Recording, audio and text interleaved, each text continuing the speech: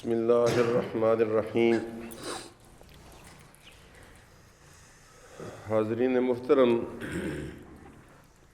کل تقریباً حضرت امام شافعی رحمۃ اللہ تعالیٰ علیہ کے حالات و واقعات کافی حد تک میں نے ختم کر دیے تھے، اور وہی باتیں تقریباً چھوڑی تھیں جن کا تعلق خاص الخاص علماء کے ساتھ ہے، یعنی ان کی فقہی تحقیقات، تدقیقات اور وہ باریکیاں جو انہوں نے فقہ کے میدان میں قرآن و سنت سے اخذ کی ہیں، اور وہ انہی کا حصہ ہے۔ اس میں شک نہیں کہ امام ابو حنیفہ کو امام اعظم کہا جاتا ہے اور ہم ان کے پیروکار ہیں، لیکن امام شافعی امام برحق ہیں، امام اہل سنت ہیں، اور چھوٹے چھوٹے فقہی مسائل میں اختلاف کے سوا ان ائمہ کرام کے درمیان کوئی اعتقادی اختلاف نہیں ہے، ہرگز نہیں ہے۔ بہرحال چھوٹے چھوٹے فقہی اختلافات، مثلا ہاتھ کہاں باندھے جائیں، رفع دین کیا جائے یا نہ کیا جائے، تراویح کی تعداد کتنی ہے، یا اس طرح کے اور چھوٹے موٹے مسائل،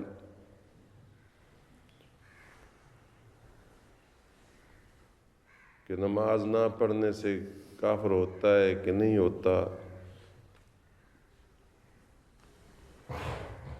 اس کی توبہ کی کیا صورتیں ہیں، یہ اس طرح کے عام فرعی مسائل ان کو کہا جاتا ہے، فروعی مسائل۔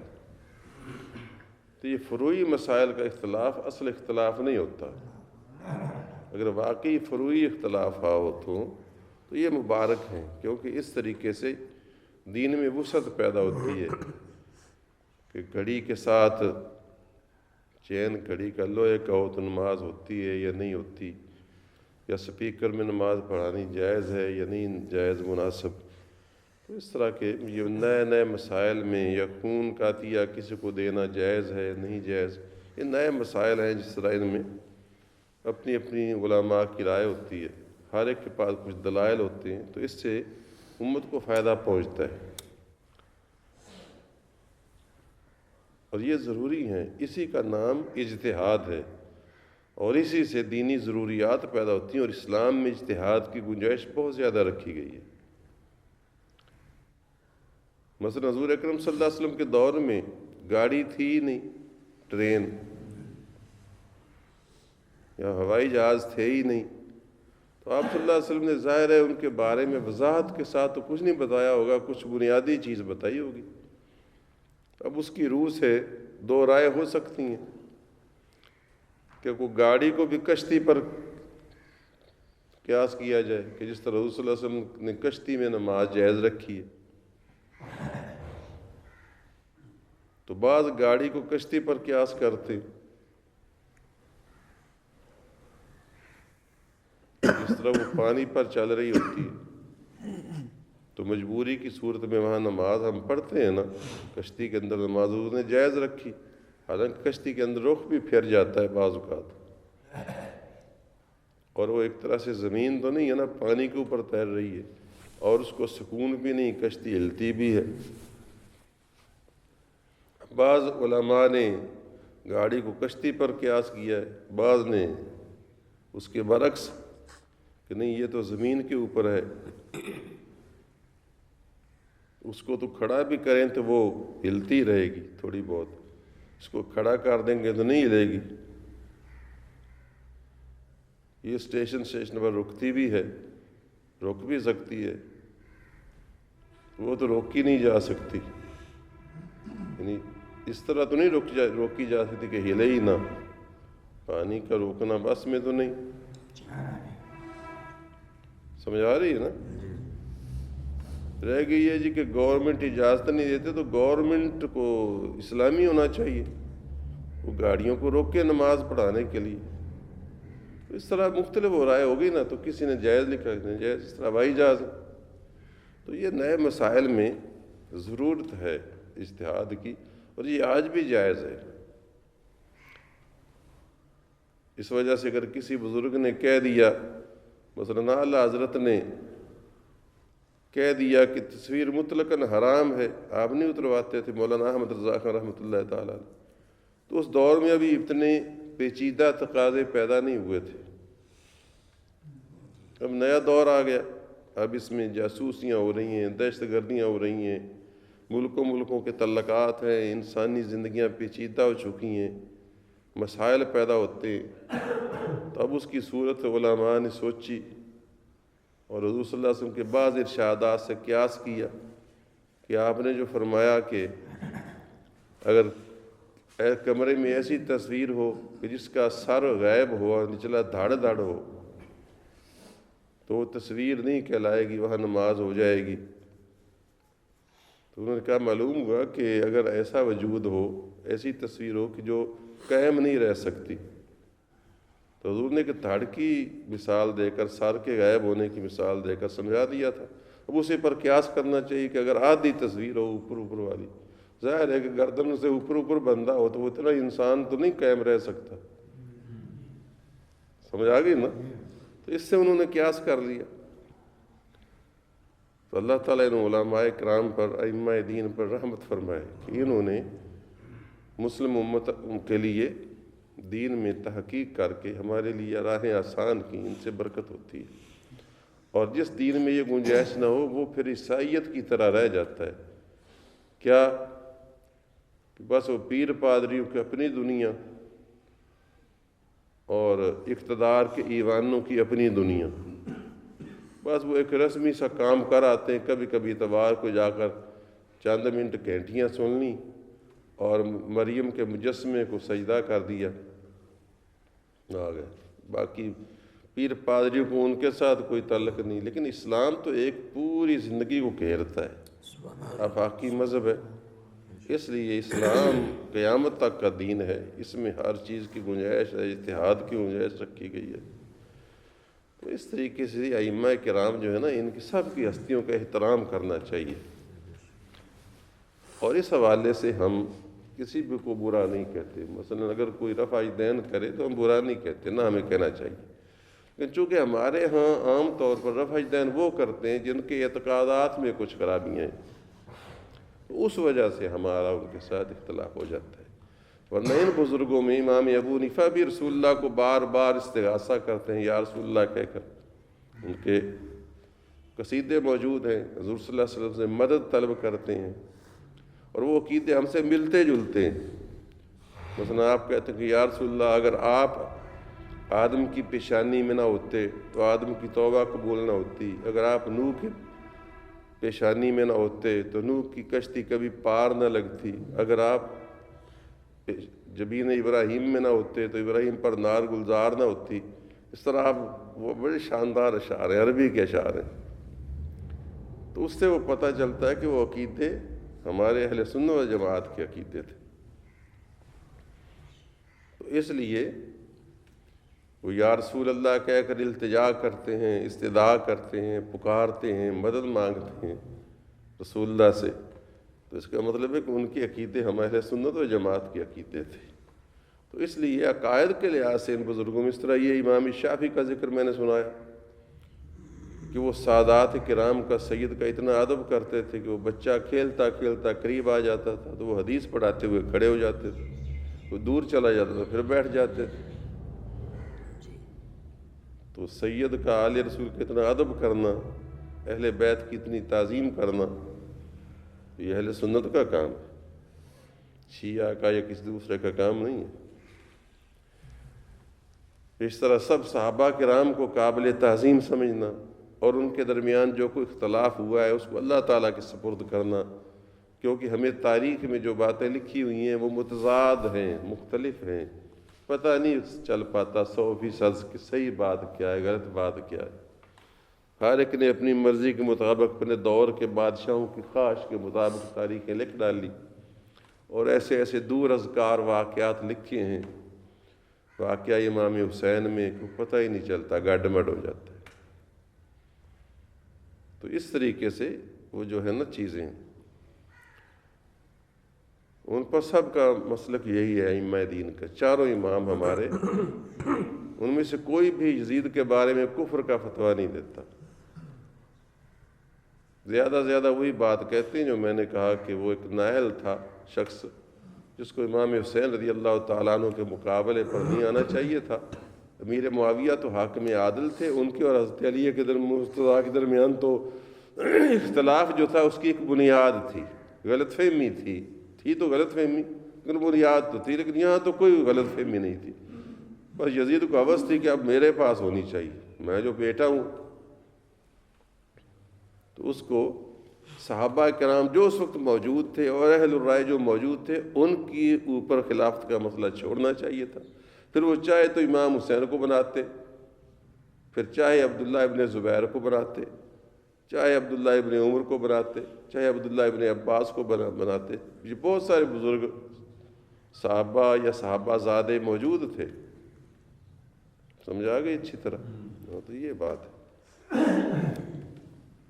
امام شافعی رحمۃ اللہ تعالیٰ علیہ کا ذکر خیر میں نے تقریباً ختم کر دیا تھا۔ آج برکت کے لیے جو ایک دو باتیں میرے ذہن میں مزید آ گئی ہیں وہ میں بیان کرتا ہوں، اور وقت بھی اتنا ہی ہوتا ہے۔ کل کو ہم امام احمد بن حنبل رحمۃ اللہ تعالیٰ علیہ چوتھے امام کا ذکر شروع کریں گے، وہ بڑا دل کش ہوگا۔ تو امام شافعی رحمۃ اللہ تعالیٰ علیہ کے بارے میں کچھ تو بتایا تھا کہ وہ 60 قرآن کریم ماہ رمضان میں ختم کرتے تھے، اتنے عبادت گزار تھے۔ اور آپ کو اب میں بتاؤں کہ ابراہیم بن محمد ایک راوی ہیں، وہ فرماتے ہیں کہ میں نے امام شافعی رحمۃ اللہ علیہ جیسی نماز نہیں دیکھی کسی کی۔ نماز میں ایسا خشوع اور خضوع اور عجز و نیاز اور اللہ کی بارگاہ کی حاضری کا احساس تھا کہ کسی اور کے ہاں وہ نظر نہیں آتا تھا ان کو۔ اس دور میں جو انہوں نے دیکھے، بڑے بڑے بزرگ دیکھے ہوں گے یقیناً، تابعین کا زمانہ تھا۔ تو وہ فرماتے ہیں کہ میں نے ان جیسی نماز نہیں دیکھی، خشوع خضوع والی۔ اب آپ نمازیں، ہم بھی نمازیں پڑھتے ہیں، لیکن نماز صحیح یہ ہے کہ بندہ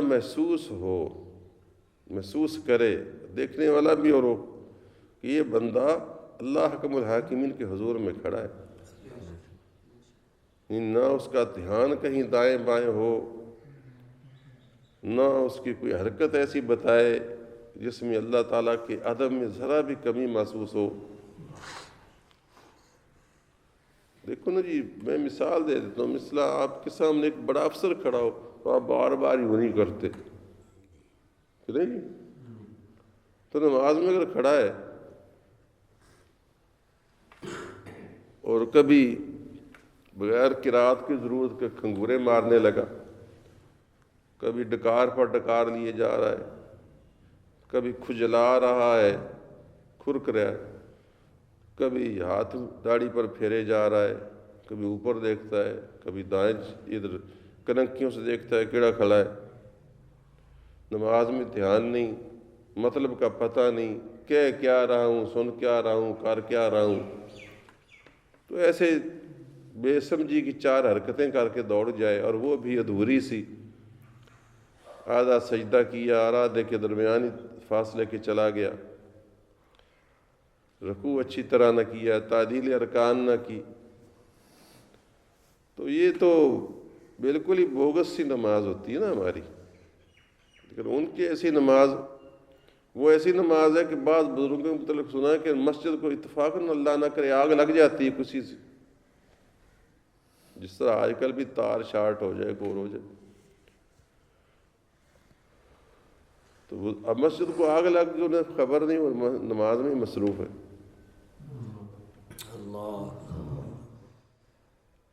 کیسی نماز ہوگی وہ؟ یہ واقعی امام زین العابدین کا ہے،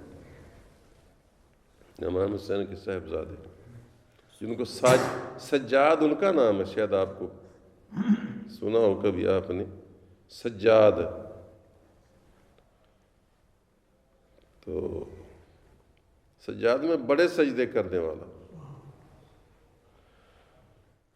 شیعہ ہوتا تو ضرور سجاد کے لفظ پر بھڑک اٹھتا اور تڑپ اٹھتا، کیونکہ شیعہ شو تو بڑا کرتے ہیں نا عشق اہل بیت کا، سچی رونا نہ آئے تو مصنوعی بنانا شروع کر دیتے ہیں، حال دھاڑ پا دیں دن.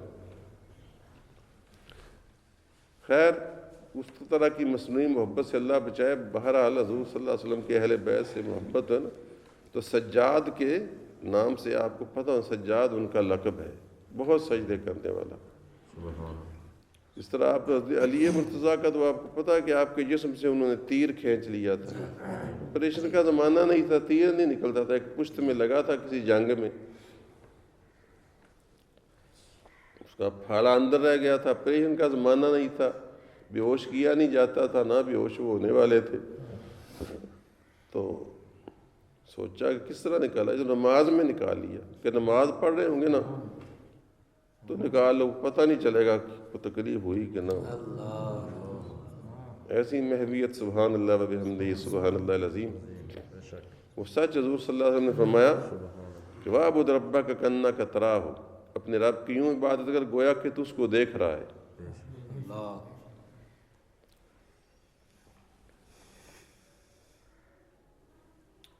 کس نے آپ سے پوچھا بھی تھا کہ کیا آپ نے رب کو دیکھا ہے؟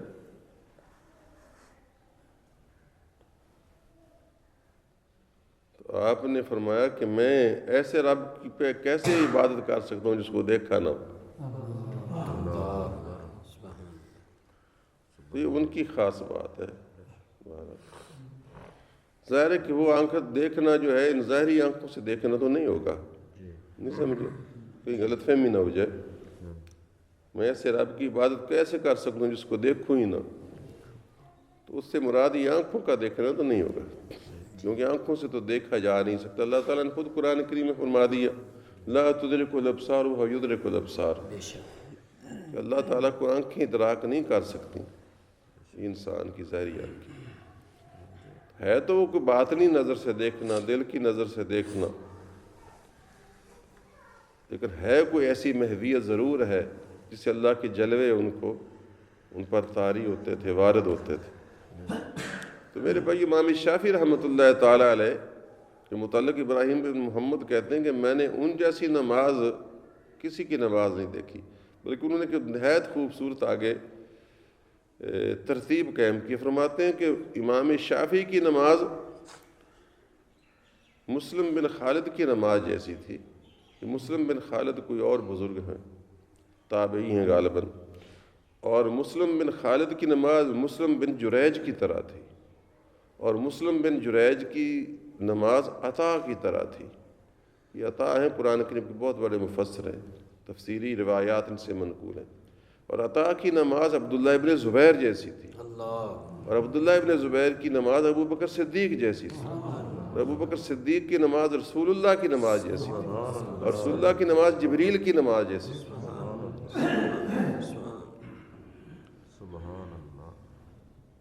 اب پتہ نہیں وہ کیسی نماز ہوگی. یقیناً اللہ تعالی ہمیں اس نماز کی کچھ جھلک نصیب فرمائے. دوسری بات میرے ذہن میں ایک فکرہ قول ان کا یہ آیا، یہ تو آپ کو پتہ ہی ہے کہ آپ جب دنیا سے رحلت فرمائی، کل میں نے سنا تو آپ کو کچھ 70,000 قرض تھا جو آپ نے درہم جو آپ نے لوگوں کو تقسیم کیا تھا قرض لے لے کر. یعنی اتنے فیاض اور سخی تھے کہ قرض لے کر آگے دے دیتے تھے. تو ظاہر ہے جس کے ایسے حالات ہوتے ہیں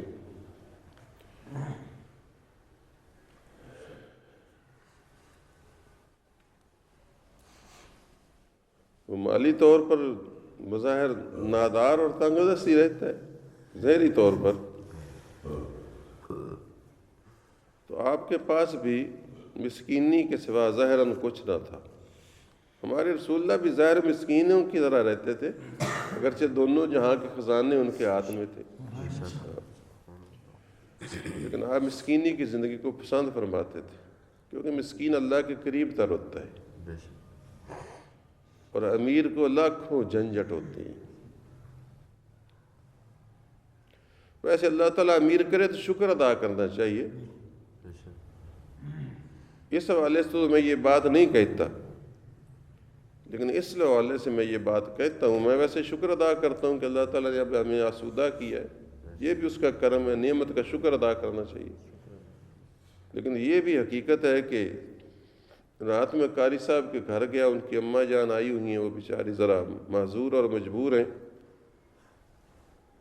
تو میں نے ان کو کہا کہ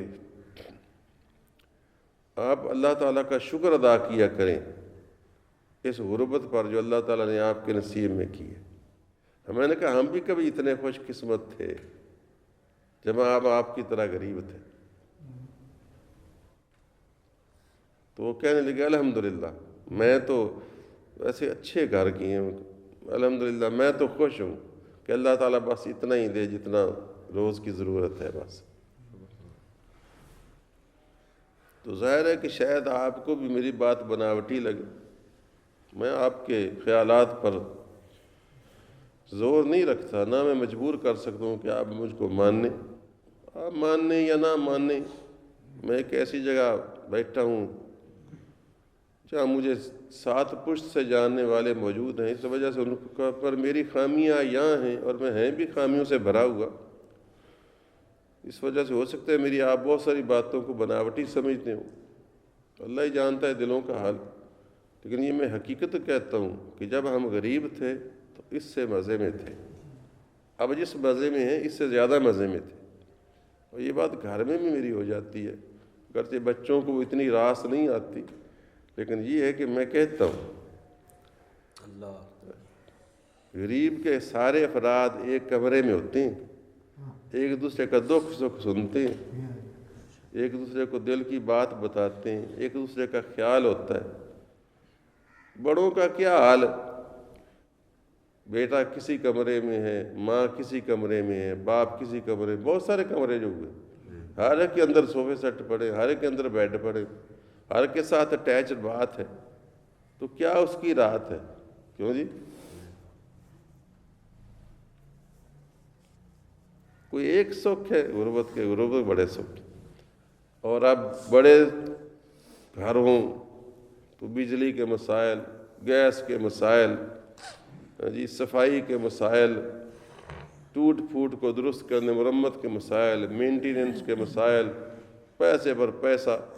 پہلے ہمارے گھر کا خرچہ 10-20 ہزار میں پورا ہو جاتا تھا، اب 70-50-60 ہزار سے اوپر نکل جاتا ہے ذاتی خرچہ جو مہینے کا کھانے پینے کا ہی ہو۔ ظاہر ہے 4-5 نوکرانیاں ہوں گی تو 4-5 نوکرانیوں نے بھی کھانا ہے، اور 2 کنال کے گھر کو صاف کون کرے؟ نوکرانیاں کر سکتی ہیں، کلی میری بیوی تو نہیں کر سکتی۔ تو یہ سمجھیے، اس لیے آپ کو میرے بھائیوں کہتا ہوں میں آپ کا دل و جان سے محبت کرتا ہوں اور ہمدرد ہوں۔ میں یہ نہیں چاہتا کہ ایک اچھی بات میرے علم میں ہو اور میں آپ کو نہ بتاؤں، اس وجہ سے، ورنہ نہ میں آپ سے مدد مانگنا چاہتا ہوں اور نہ میں آپ کو مدد دینے کا پروگرام رکھتا ہوں۔ میں تو ویسے کہہ رہا ہوں کہ ہمیں اللہ تعالیٰ کی ہر حال میں شکر ادا کرنا چاہیے۔ اس نے غربت کو بھی نعمت بنایا ہے اور دولت کو بھی بعض لوگوں کے لیے نعمت بنایا ہے۔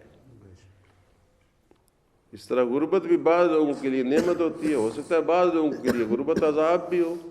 میں اپنی بات کر رہا ہوں کہ جب ہم غریب تھے الحمدللہ اس وقت بھی شریف تھے، اس وقت بھی ہم چوری چکاری، ٹھینگا مشتی، مار کٹائی، دنگا فساد نہیں کرتے تھے، ورنہ ایک غریب ہے اور ساتھ چوری کرتا ہے تو پھر اس کی غربت لعنت ہے، اس کے لیے ڈاکے مارتا ہے، منشیات فروشی کرتا ہے، پھر اس کی بات میں نہیں کر رہا۔ اس طرح ایک امیر بھی کئی ہوتے ہیں وہ اللہ کی راہ میں ڈٹ کر خرچ کرتے ہیں، برستے جاتے ہیں بادل کی طرح، جس طرح امام شافعی رحمۃ اللہ تعالی علیہ چولیاں بھر بھر گاتا تھا، چولیاں بھر بھر دیتے جاتے تھے، تو پھر اللہ تعالیٰ کسی کے نصیب میں کرے۔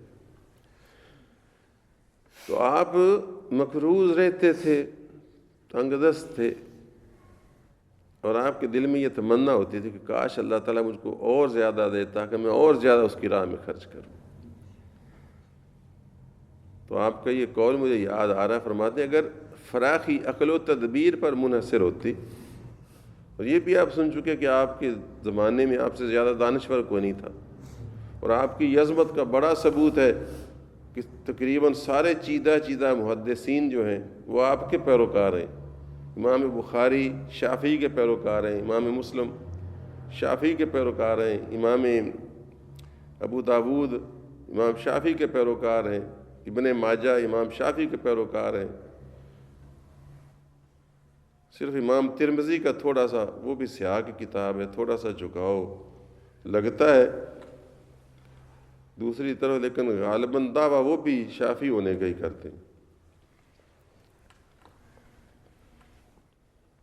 مجھے یہ حق کا حاصل ہے کہ آج میں امام شافعی کی عظمت کو خراج تحسین پیش کر رہا ہوں، تو آج میں ان کو پیش کروں، یہ نہ کہنا کہ لو جی پرسوں تو آپ کہہ رہے تھے امام ابو حنیفہ کی بڑی شان ہے۔ نہیں، جس بزرگ کا ذکر ہو تو اس کی ذکر میں مبالغہ کرنا اچھی بات ہے، تاکہ سب کی عزت دلوں میں قائم ہو۔ میں وہ نہیں ہوں کہ ایک بزرگ کا ذکر کروں تو دوسرے بزرگ کی مذمت کروں۔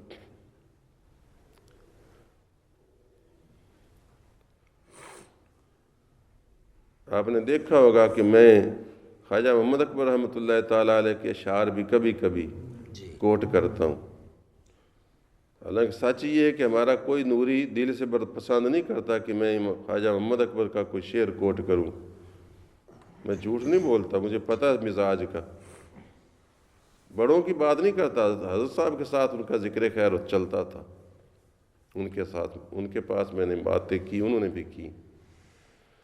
لیکن اب جو موجود ہوتے ہیں، کیونکہ آج کل یہ ہوتا ہے کہ پیر سے زیادہ پیر کے جو مرید ہوتے ہیں نا، وہ زیادہ سخت ہو جاتے ہیں اور تیز ہو جاتے ہیں، بادشاہ سے زیادہ بادشاہ کے خیر خواہ بننے کی کوشش کرتے ہیں۔ وہ اماں جان کے بارے میں تقریر کرتے ہوئے ایک شعر آیا تھا درمیان میں، 5 جانی ماں باپ توں پیو سورا استاد، تحفۃ النبی میں آپ نے پرو دیے موتیوں کی طرح۔ شاید یہ کوئی مسئلہ ہو جو چھوٹی سی کتاب کے اندر آپ نے اس کو نہ ڈسکس کیا۔ خواجہ محمد اکبر رحمۃ اللہ تعالیٰ علیہ، مجھے اس پر اللہ کا حمد کرتے ہوئے ناز ہے کہ میں بصیر پور کے تقریباً سارے بزرگوں کا وارث ہوں، میرے پاس سب کے فیوزات ہیں۔ خواجہ محمد اکبر کے فیوزات میرے والد کی معرفت میرے پاس ہے، بابا جی محمد صدیق رحمۃ اللہ علیہ کے فیوزات میری ہمشیرہ کی وساطت سے میرے پاس موجود ہیں، فقیہ اعظم کے فیوزات براہ راست میرے پاس موجود ہیں۔ تو تقریباً جو چیدہ بزرگ ہمارے 3-4 ہیں، ان چاروں کی فیوزات ہیں۔ بابا احمد سجیار ملا فرید تو خیر بہت پہلے ہو گیا، اب ان کا کوئی سجادہ نشین پتہ نہیں ہے کہ نہیں، سنا ہے کوئی یاری باری والے اس کے سجادہ نشین بابا ملا فرید کے بنے ہوئے تھے، پتہ نہیں اب بھی ہیں یا ختم ہو گئے۔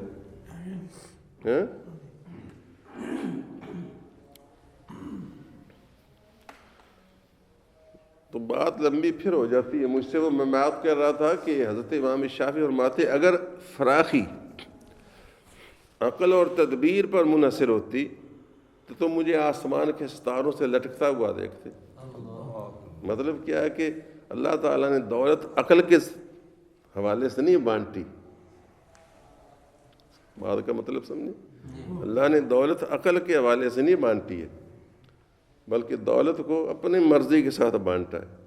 کملیاں نوں یہ نہیں دینا بھی سیانے حیران ہو جاندے۔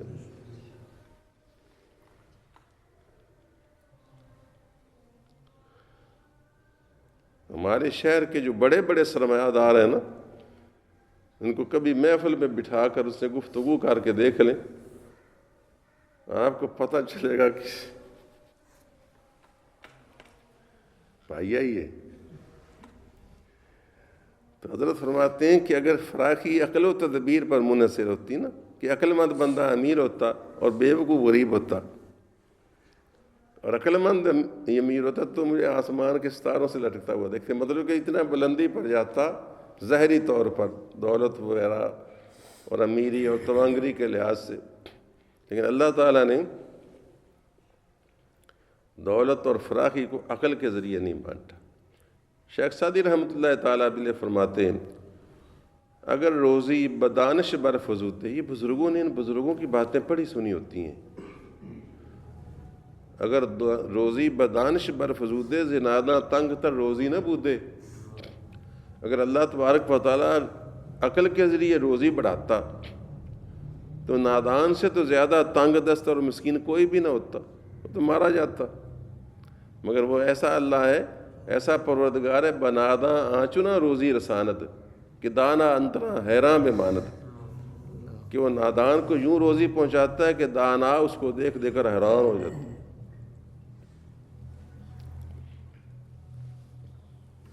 اس نے اپنی مرض پر تقسیم کی۔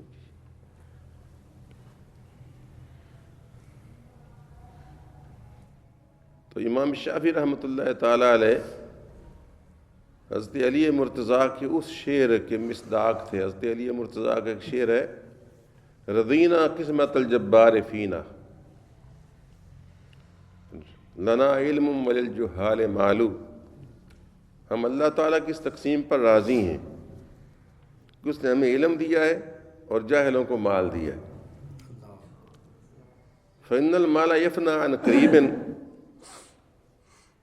وإن العلم باق لا يزال، کیونکہ جو مال ہوتا ہے تو وہ عن قریب جو ہے وہ فنا ہو جائے گا، لیکن علم جو ہے وہ باقی رہے گا، کبھی زائل نہیں ہوگا، اس کا فائدہ ہمیشہ ہمیشہ کے لیے۔ دنیا میں بھی اس کا صدقہ چلتا ہے، صدقہ جاریہ اس شاگردوں سے آگے شاگردوں سے، اور قبر میں بھی اور حشر میں بھی۔ تو آپ فرماتے ہیں اگر فراخی عقل و تدبیر پر منحصر ہوتی تو مجھے آسمان کے ستاروں سے لٹکتا ہوا دیکھتے۔ خیر، جب ان کی وفات کا وقت قریب آیا تو ربیع بن سلیمان، وہی جو کہتے ہیں کہ میں نے دیکھا، وہ بعد والی بات وہ آگے سنا دوں گا پھر، چلو برکت کے لیے۔ مختار صاحب آج آئے ہیں، ان کو پتہ ہی نہیں ہے کہ میں ان سے بھی محبت کرتا ہوں، یہ حقیقت ہے۔ ان کے دل میں وہ ایک آدھ بات شاید رہتی ہوگی، چھوٹی سی بات، حالانکہ وہ میرا حق تھا اور آپ نے بخشوایا نہیں تھا، مجھے مانگنا تھا، ٹھیک ہے۔ باقی میں آپ کی عزت و احترام کرتا ہوں کیونکہ آپ دینی مزاج رکھتے ہیں، اور دینی مزاج والے بندے کا میں دل سے احترام کرتا ہوں۔ اچھا چلو بس ٹھیک ہے، مجھے یہ خیال تھا، میں نے کہا آج وضاحت کروا لوں، یہ بہانے سے وضاحت کروائیے۔ تو وہ جناب آخری وقت جب ابا کا آیا نا، تو ربیع بن سلیمان کہتے ہیں کہ میں ان کے پاس حاضر تھا، تو میں نے پوچھا کہ حضرت کیا حال ہے آپ کی طبیعت کا اس وقت، کیا صورتحال ہے، ان کیسا محسوس کر رہے ہیں؟ تو آپ نے فرمایا کہ احباب سے جدائی کا وقت ہے، دوستوں سے جدائی کا وقت ہے، موت کا پیالہ جو ہے وہ پیش ہوا چاہتا ہے، اور اعمال کی جواب دہی کے لیے اللہ کے حضور حاضری ہے۔ اب پتہ نہیں کہ وہ اپنے فضل و کرم سے جنت کی راہ دکھائے گا یا میرے گناہوں کی وجہ سے مجھے دوزخ کی طرف ہانکے گا، بس اس کشمکش میں پڑا ہوں۔ پھر ایک شعر پڑھا اور ان پر وجد طاری ہو گیا، اس وجد کی حالت میں ہی اللہ کو پیارے ہو گئے۔ وہ شعر یہ تھا، میں زور دے کر یاد کر دوں، تعاظمنی ذنبی تعاظمنی ذنبی